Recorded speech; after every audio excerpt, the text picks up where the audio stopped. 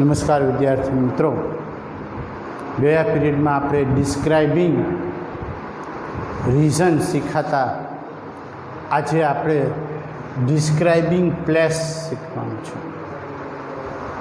Describing રીઝનની જેમ describing place.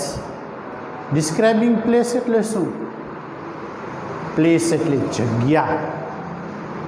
Place એટલે જગ્યા. જગ્યાનું વર્ણન કરો. ત્રણ જગ્યાએ તમને પૂછી શકે: identify the function, respond to the sentence, complete the sentence. Identify the ફંક્શનમાં એમ કહું કે જ્યારે વાક્યમાં વેર કે વેર એવર, ફરી એક વખત યાદ રાખજો મારા વાલા વિદ્યાર્થી મિત્રો, જ્યારે વાક્યની અંદર વેર, WHERE, વેર અથવા વેર એવર જેવા શબ્દો આપેલ હોય ત્યારે એ વાક્ય ડિસ્ક્રાઇબિંગ પ્લેસનું સમજવું. ત્યારે એ વાક્ય ડિસ્ક્રાઇબિંગ પ્લેસનું સમજવું.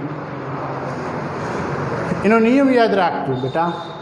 વેર શબ્દને હંમેશા સ્થળ સૂચક શબ્દ પછી જ લખવું. આ એનો નિયમ છે કે વેર શબ્દ જે છે એને હંમેશા સ્થળ સૂચક શબ્દ પછી જ લખવું. તો હવે પ્રશ્ન થાય કે સાહેબ સ્થળ સૂચક શબ્દો એટલે કેવા? Place, village, town, city, home, hospital, temple, school, આ બધાને સ્થળ સૂચક શબ્દ કહેવાય. આ બધાને સ્થળ સૂચક શબ્દ કહેવાય. ને આવા સ્થળ સૂચક શબ્દ જે વાક્યમાં આપેલું હોય એ વાક્ય પહેલાં લખાય. વાક્ય રચના તમારી સમક્ષ છે કે પહેલાં સ્થળ સૂચક શબ્દ આવે.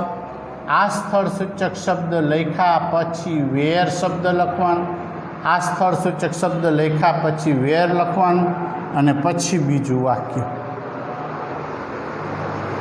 મહત્ત્વની બાબત યાદ રાખજો. જે અહીંયા તમને બે વાક્ય આપેલા હશે, અહીંયા તમને બે વાક્ય આપેલા હશે ને એ બે વાક્યમાંથી જે વાક્યમાં સ્થળ સૂચક શબ્દ આપેલ હોય એ વાક્ય આપણે પહેલાં લખવાનું. બીજા વાક્યની અંદર હિયર અને ધેર શબ્દ આવતા હોય તો એ દૂર કરવાનું. દાખલા તરીકે અહીંયા છે કે Ramvilas is the hospital, Raju was born. Light થઈ ગઈ કે સર અહીંયા હોસ્પિટલ શબ્દ આવ્યો છે એટલે આ સ્થળ સૂચક શબ્દ છે એટલે પહેલાં તમે લખો રામવિલાસ ઇઝ ધ હોસ્પિટલ. એટલે હું અહીંયા લખું રામવિલાસ ઇઝ ધ હોસ્પિટલ. આ વાક્ય મેં લખી દીધું. પછી તમે વેર મૂકવાનું કીધું એટલે અહીંયા હું વેર મૂકી દઉં. હવે બીજું વાક્ય લખી નાખો પણ એમાંથી ધેર શબ્દ કાઢી નાખજો.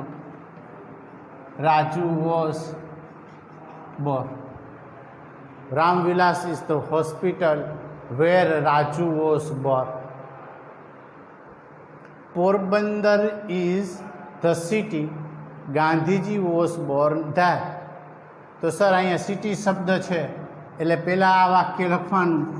એટલે અહીંયા હું લખું Porbandar is the city. Porbandar is the city where Gandhiji was born. There શબ્દ જે છે એ નીકળી જશે. આથી નજર સમક્ષ તમારી તમે જોઈ શકો છો મારા વાલા વિદ્યાર્થી મિત્રો, આપણે ડિસ્ક્રાઇબિંગ પ્લેસ જેમાં તમારે સ્થળનું વર્ણન કરવાનું છે ને સ્થળનું વર્ણન કરવા માટે તમારે વેરનો ઉપયોગ કરવો પડે. અહીંયા ત્રીજું વાક્ય લખેલું છે કે this is the garden, the children play here daily. તો પહેલાં આપણે લખવાનું કે this is the garden, this is the garden. પછી અહીંયા આપણે વેર મૂકીએ વેર, પછી ચિલ્ડ્રન મૂકીએ વેર ચિલ્ડ્રન પ્લે. હિયર શબ્દ કાઢી નાખો એટલે ડેઇલી મૂકી દેવાનું. આ ડેઇલી અહીંયા આપણે ડેઇલી શબ્દ પ્રયોગ કરીને અમારા વાલા વિદ્યાર્થી મિત્રો તમે જોઈ શકો છો ડિસ્ક્રાઇબિંગ પ્લેસ નામનો મુદ્દો તમારી નજર સમક્ષ દેખાઈ આવે છે. અહીંયા લખ્યું છે કે this is the place V mat here, આ એ જ જગ્યા છે આપણે અહીં મળ્યા હતા. તો અહીંયા આપણે પ્લેસ શબ્દ આવ્યો એટલે પહેલાં લખી નાખીએ ધીસ ઇઝ ધ પ્લેસ, આ એ જ જગ્યા છે.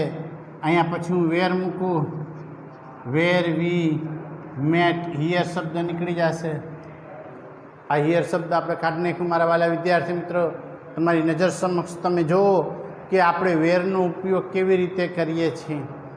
3 માર્કનો પ્રશ્ન હું સમજાવી રહ્યો છું, એટલે ખાસ ધ્યાન આપજો મારા વાલા વિદ્યાર્થી મિત્રો કે વેરનો ઉપયોગ ક્યાં થાય છે. 5મું છે Delhi is the city the terrorist were arrested there. તો પહેલાં દિલ્હી શબ્દ લખીએ, દિલ્હી ઇઝ ધ સિટી, આવી ગયું. હવે હું અહીંયા વેર મૂકું, વેર પછી જે બીજું વાક્ય આપેલું છે the terrorist were arrested, there શબ્દ નીકળી જશે મારા વાલા વિદ્યાર્થી મિત્ર. 1 થી 5 વાક્યમાં જોયું તમે કે એમાં તમારી નજર સમક્ષ છે 1 થી 5 વાક્યમાં મારા વાલા વિદ્યાર્થી મિત્રો તમે જોઈ શકો છો કે એમાં સ્થળ સૂચક શબ્દ જે છે એ વાક્યના અંતે આવતું હતું. સ્થળ સૂચક શબ્દ જે છે એ વાક્યના અંતે આવતું હતું, એટલે આપણે જે છે એ વાક્ય પહેલાં લખતા હતા.